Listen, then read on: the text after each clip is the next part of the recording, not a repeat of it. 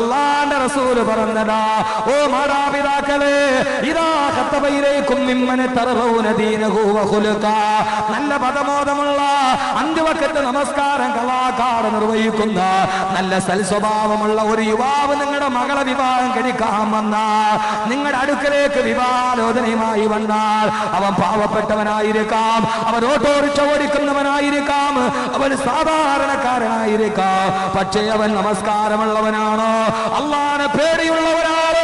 നിങ്ങളുടെ മകളെ വിവാഹം ചെയ്യാൻ ആലോചന വന്നാൽ ആ സമയത്ത് അവന്റെ അക്കൗണ്ട് നോക്കല്ലേ, അവന്റെ പേരിൽ ഒന്നുണ്ടെന്ന് നോക്കരുത്. അല്ലാഹുവിന്റെ റസൂൽ പറഞ്ഞു, അവന് നിങ്ങളെ വിവാഹം കഴിച്ചു കൊടുക്കണേ.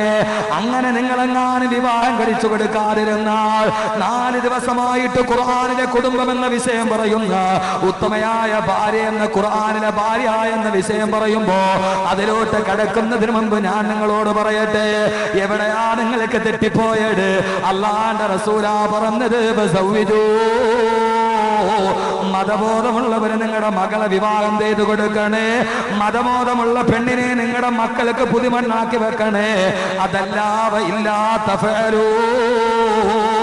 അല്ലാഹുവിന്റെ റസൂൽ പറയുകയാ, ഞാൻ പറഞ്ഞതിനെ അവഗണിച്ചുകൊണ്ട് പുതിയാപ്പയുടെ കയ്യിലുള്ള ഫ്ലാറ്റിന്റെയും കുടുംബത്തിന്റെയും കണക്കിന്റെ ആസ്തി തെരഞ്ഞിട്ട് പണക്കാരന് എന്റെ മകളെ കാറിൽ ഞെളിഞ്ഞിരിഞ്ഞ് നടക്കണമെന്ന ദുരാഗ്രഹത്തോട് ഏതെങ്കിലും വഴിയിൽ കിടക്കുന്ന എംബൊക്കിക്ക് നിന്റെ മകളെ കെട്ടിച്ചു കൊടുത്താൽ തക്കുനു ഫിത്നത്തും ഫിൽ അർളി വ ഫസാദുൻ ഗരീൽ.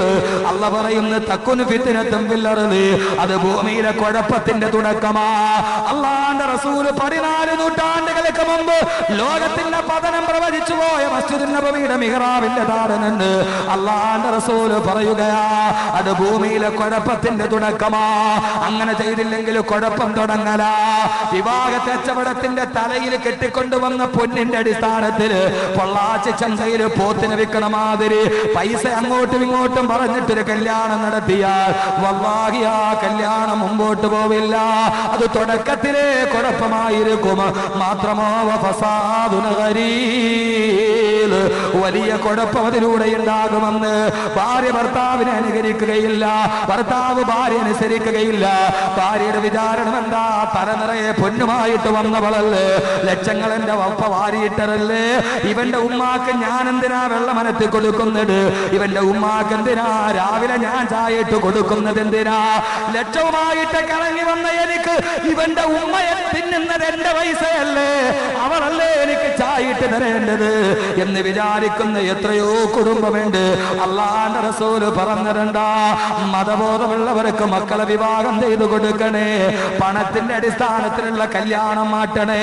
വിവാഹ ചന്തയിൽ മാത്സര്യ ബുദ്ധിയോടെ കോടികളിൽ നിന്ന് പകിട കളിക്കുന്ന സമുദായത്തിന്റെ നടുവ് പാവപ്പെട്ട പെണ്ണിനെ കെട്ടിക്കാൻ വേണ്ടി പള്ളിക്കോലായിൽ തുണി വിരിക്കുന്ന ആയിരക്കണക്കിന് പിതാക്കന്മാരുടെ നടുവ് ദീനുള്ള പെണ്ണിനെ കെട്ടണേ. അല്ലാഹുവിന്റെ റസൂൽ പറഞ്ഞിട്ടുണ്ടാ, 4 മാനദണ്ഡങ്ങളുടെ പേരിലെ ഒരു പെണ്ണിനെ കെട്ടാവൂ. ഒരു പെണ്ണിന്റെ സൗന്ദര്യം നോക്കി ചെറുപ്പക്കാരാ നിനക്ക് വിവാഹം ചെയ്യാം, അവളുടെ കുടുംബം നോക്കിയിട്ട് നിനക്ക് വിവാഹം ചെയ്യാം. അല്ലാഹുവിന്റെ റസൂൽ പറഞ്ഞു, അവളുടെ സാമ്പത്തികം നോക്കിയിട്ട് നിനക്ക് വിവാഹം ചെയ്യാം. പക്ഷേ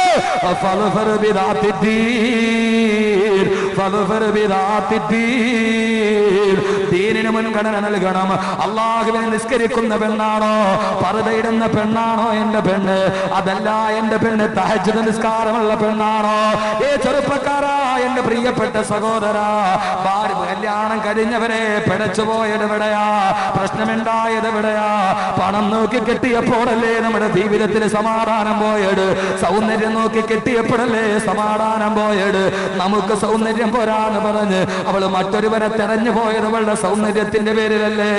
അല്ലാഹുവിന്റെ റസൂൽ പറഞ്ഞിട്ടുണ്ടാ, വെളുവെളുത്ത പെണ്ണിനെ മാത്രം കെട്ടാനുള്ള, ചുണ്ടിൽ ലിപ്സ്റ്റിക് തേച്ച ഹൈ ഹീൽ ചെരുപ്പ് ധരിച്ച പെണ്ണിനെ കെട്ടാനുള്ള മോഹം ചെറുപ്പക്കാരാ മനസ്സിൽ നിന്ന് വിടണേ. കുടുംബത്തിന്റെ ഭദ്രത എവിടെയാ? അല്ലാഹുവിന്റെ റസൂലാ പറഞ്ഞത്, ഇതേവരെ കള്ളം പറയാത്ത പ്രവാചകനാ പറഞ്ഞത്. ഒരു പെണ്ണിനെ സൗന്ദര്യത്തിന്റെ പേരിൽ മാത്രം കെട്ടരുത്. അസാഹുസ്നുഹുന്ന അയ്യുദ്ഗിയഹുന്ന. അല്ലാഹുവിന്റെ റസൂല് പറഞ്ഞു അവളുടെ സൗന്ദര്യം അവളെ അഹങ്കാരിയാക്കിയേക്കാ. കേൾക്കണേ ചെറുപ്പക്കാരാ, കല്യാണം കഴിക്കുമ്പോൾ സൗന്ദര്യത്തിന്റെ മാനദണ്ഡത്തിൽ കല്യാണം കഴിക്കല്ലേ. അസാഹുസുനുഹുന്ന അയ്യുത്തുകയഹുന്ന, അവളുടെ സൗന്ദര്യം അവളെ അഹങ്കാരിയാക്കും. അഹങ്കാരം സൗന്ദര്യത്തിന്റെ പേരിൽ അവൾക്ക് അഹങ്കാരം ഉണ്ടാക്കും. അതുകൊണ്ട് ദീനിന് മുൻഗണന നൽകണം. അതല്ല, ദീനില്ലാത്ത പെണ്ണിനെ കെട്ടിയോ, ദീനില്ലാത്ത പെണ്ണിനെ കെട്ടിയോ, അല്ലാഹുവിന്റെ റസൂലാ പറഞ്ഞത്, ഞാനല്ല. തരിബത്ത് യദാ തരിബത്ത് യദാ, നിന്റെ കൈ നശിച്ചു പോകട്ടെ. അല്ലാഹുവിന്റെ റസൂല് പറഞ്ഞു, ദീനില്ലാത്ത പെണ്ണിനെ കല്യാണം കഴിച്ചോ, തരിബത്ത് യദാ, ദീനില്ലാത്ത പെണ്ണിനെ കെട്ടിയാൽ നീ നശിച്ചത് തന്നെ. കാരണം അവൾക്ക് എന്ത് ദീനാ ഉള്ളത്? പാതിരാത്രിയിൽ എന്റെ ഭർത്താവ് കിടന്ന് വല്ലാതെ ചുമയ്ക്കുമ്പോ, എന്റെ ഭർത്താവ് ക്യാൻസർ വന്ന് അറ്റാക്ക് വന്ന് കിടക്കുമ്പോ, അവന്റെ മലമൂത്ര വിസർജനത്തിന്റെ നിയന്ത്രണം നഷ്ടപ്പെടുമ്പോ, അത് വാരിക്കൊടുത്താൽ എനിക്ക് സ്വർഗം കിട്ടുമെന്ന് ഓർമ്മയുണ്ടെങ്കിലല്ലേ നിന്റെ ഭാര്യയെ കൊണ്ട് കാര്യമുള്ളൂ. അതല്ല, ഭൗതിക ജീവിതത്തിന്റെ ലാഭനഷ്ടത്തിന്റെ കൂട്ടിക്കിടച്ചിലുകളുടെ ഇടയിലാണെങ്കിൽ അവള് നിന്നെ വിട്ടിട്ട് മറ്റൊരാളെ തേടില്ലേ? അതുകൊണ്ട് സഹോദരങ്ങളെ, കല്യാണം കഴിക്കേണ്ട മാനദണ്ഡം ഏതിന്റെയും മാനദണ്ഡം മതബോധമാ. നിങ്ങൾക്ക് ഇഷ്ടപ്പെട്ടാലും ശരി, ഇഷ്ടപ്പെട്ടില്ലെങ്കിലും ശരി, വെറുതെ പറഞ്ഞിട്ട് പോകൽ എന്റെ ധർമ്മമല്ല. അല്ലാഹു മതബോധമുള്ളവരാക്കി മാറ്റിത്തരട്ടെ. മതബോധമില്ലാത്തതിന്റെ കുഴപ്പമെന്താ? വയത് കേട്ട ഒരു സഹോദരി, ഇവിടെ വയത് കേട്ടിട്ട് പോയൊരു സഹോദരി ഖുർആനിലെ ഭർത്താവ് പറഞ്ഞപ്പോ ഭർത്താവിനോട് ചോദിച്ചു, അഹ്മദ് കബീർ ബാക്കവി എന്ന് പറഞ്ഞത് കേട്ടോ, എന്താ നിങ്ങൾ അതുപോലെ എന്നോട് ചെയ്യാത്തതെന്താ? ആ സഹോദരൻ ചിലപ്പോൾ അദ്ദേഹത്തിന്റെ അറിവിന്റെ പരിമിതി കൊണ്ട് പറഞ്ഞതായിരിക്കാം. അത് അല്ലാഹുവിന്റെ റസൂലല്ലേ, നമ്മളൊക്കെ സാധാരണക്കാരല്ലേ, നമുക്കങ്ങനെ ചെയ്യാൻ കഴിയോ? അല്ലാഹുവിന്റെ റസൂൽ നമ്മളെ പോലെയല്ലേ? അല്ലാഹുവിന്റെ റസൂലിന് വഹി ഇറങ്ങി അല്ലാഹു തെരഞ്ഞെടുത്തതല്ലേ? സാധാരണക്കാരിൽ അസാധാരണക്കാരനാണ് അല്ലാഹുവിന്റെ റസൂൽ നബി മുഹമ്മദ് മുസ്തഫ. അല്ലാഹുവിന്റെ റസൂൽ എന്നിട്ട് നമ്മളോട് പറഞ്ഞതെന്താ? ഞാൻ ജീവിച്ചതുപോലെ നിങ്ങളും ജീവിക്കുക. അതുകൊണ്ട് സഹോദരങ്ങളെ, മതബോധമാണ് അടിസ്ഥാനം. ഇത് ഞാൻ പറയുന്നത് മനസ്സിലാകണമെങ്കിൽ അത് സ്വർഗത്തിന്റെ ഭാഗത്ത് വെച്ച് നിങ്ങൾ ചിന്തിക്കണം. അതുകൊണ്ട് മതബോധമുള്ളവരെ കല്യാണം കഴിക്കാൻ തീരുമാനമെടുക്കണം. ഒരൊറ്റ കഥ പറയട്ടെ. ഉമർ റളിയല്ലാഹു തആല അൻഹു പാതിരാ സമയത്ത് ഗ്രാമാന്തരത്തിലൂടെ നടന്നു പോകുമ്പോ ഒരു കുടിലിന്റെ ഉള്ളിലിരുന്നു കൊണ്ടൊരു വർത്തമാനം കേൾക്കുകയാ. ഉമ്മ മകളോട് പറയുന്നു, മകളെ പാലിലൽപ്പം വെള്ളം ചേർക്കുക. ആ സമയത്ത് മോള് പറയുന്നു, ഇല്ല ഉമ്മ, പാലിൽ വെള്ളം ചേർത്താല് ഖലീഫ ഉമർ അറിയില്ലേ? ആ ഉമർ നമ്മളെ പിടിച്ച് ശിക്ഷിക്കുകയില്ലേ? ഉമ്മ പറയുന്നു, മോളെ രാത്രിയല്ലേ, ഉമർ കിടന്നുറക്കമല്ലേ, പാലിലെളുപ്പം വെള്ളം ചേർത്താൽ ഉമർ നമ്മളെ അറിയില്ലല്ലോ. ആ സമയത്ത് കൗമാര പ്രായത്തിലെത്ത ആ പെൺകുട്ടി പറഞ്ഞ മറുപടി എന്താ? എന്റെ കൗമാര പ്രായക്കാരികളെ കേട്ടുകൊള്ളുക. ഏത് കൗമാരമാണെന്നറിയുമോ? എറണാകുളം നഗരത്തിൽ 6ാം ക്ലാസ്സിൽ പഠിക്കാൻ പോകുന്ന കുട്ടിയുടെ വാട്ടർ ബോട്ടിലിൽ കുടിക്കാനുള്ള വെള്ളമല്ല, ഇന്റർവെല്ലിന് കുടിക്കാനുള്ള മദ്യമാണെന്ന് പരിചയപ്പെടുത്തപ്പെട്ട കൗമാരമല്ല. നമ്മുടെ കൗമാരം എന്താ? 6ാം ക്ലാസ്സിൽ പഠിക്കാൻ പോകുന്ന ആൺകുട്ടിയല്ല, പെൺകുട്ടിയുടെ കഥയാ. നമ്മുടെ മലയാളത്തിന്റെ മുഖ്യധാരാ പത്രങ്ങളുടെ സർവേ അല്ലേ?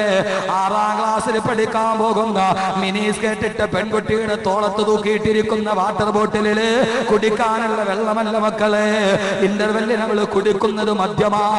ആ കൗമാരത്തിന്റെ നടുവിലാ 14 നൂറ്റാണ്ട് മുമ്പ് രാത്രിയിൽ കല്യാണ പ്രായമെത്തിയ ഒരു പെണ്ണ് പറയുന്നു, ഉമ്മ പറഞ്ഞത് ശരിയാ, പാലിൽ വെള്ളം ചേർത്താൽ ഉമർ അറിയില്ല. പക്ഷേ ഇതൊക്കെ ഉമറുനാഴിമൻ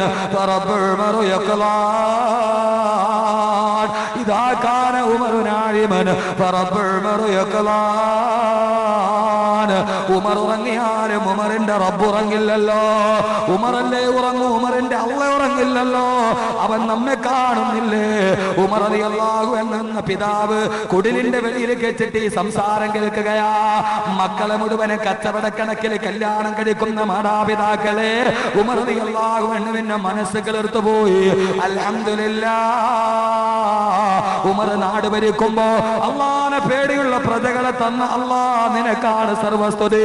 ഉമർ റളിയല്ലാഹു അൻഹു എന്ത് ചെയ്തെന്നറിയുമോ? നേരെ വീട്ടിലോട്ട് നടന്നു. വീട്ടിൽ പോയിട്ട് രാവിലെ എഴുന്നേറ്റപ്പോൾ മകനോട് പറയുകയാ, മകനെ മകനെ നിനക്ക് ഞാനൊരു പെണ്ണിനെ കണ്ടുവച്ചിട്ടുണ്ട്. മകൻ പറയുന്ന ആരാണുപ്പാ? ഉമർ പറഞ്ഞ് തലേ ദിവസത്തെ കുടിലെ പെണ്ണിനെ വിളിച്ചു കൊണ്ടുവരിക. ആ പെണ്ണിനെ പോയി കൂട്ടുകാര് വിളിച്ചു കൊണ്ടുവന്നു. ആ പെണ്ണ് വല്ലാതെ പേടിച്ചു പറച്ചു പോയി. ഇന്നലത്തെ വീട്ടിൽ നടന്ന സംഭവം ഉമർ അറിഞ്ഞിരിക്കുമോ? തുറങ്കിലടക്കാൻ വിളിക്കുകയാണോ? ഉമർ റളിയല്ലാഹു അൻഹു എന്ന പിതാവ് മകനോട് പറയുന്നു, മോനെ ഈ നിൽക്കുന്ന പെണ്ണിനെ നീ വിവാഹം കഴിച്ചോ, അല്ലാഹു നിനക്ക് ഖൈർ തരുമെന്ന് ബഹുമാനപ്പെട്ട സയ്യിദുനാ ഉമർ ഇബ്നുൽ ഖത്താബ് തന്റെ സ്വന്തം മകന് ഭാര്യ അന്വേഷിച്ചപ്പോ ഉമർ റളിയല്ലാഹു അൻഹു നോക്കിയത് സ്വന്തം സമ്പത്താണോ? എത്രയോ കല്യാണങ്ങളാണ് പെണ്ണിന്റെ പേരിലുള്ള വീട് പുതിയാപ്ലയുടെ പേരിൽ എഴുതി വെക്കാത്തത് കൊണ്ട് കല്യാണ വീട്ടിൽ നിന്ന് ഇറങ്ങിപ്പോയ നാണം കെട്ട ആഭാസത്തിന്റെ സമൂഹമേ, എത്രയോ കല്യാണമാണ് എന്റെ വീടിന്റെ അടുത്തുള്ള ഒരു കല്യാണം തെറ്റിയത്. എങ്ങനെയാ? ഡേറ്റ് തീരുമാനിച്ചു, കല്യാണക്കുറി അടിച്ചു.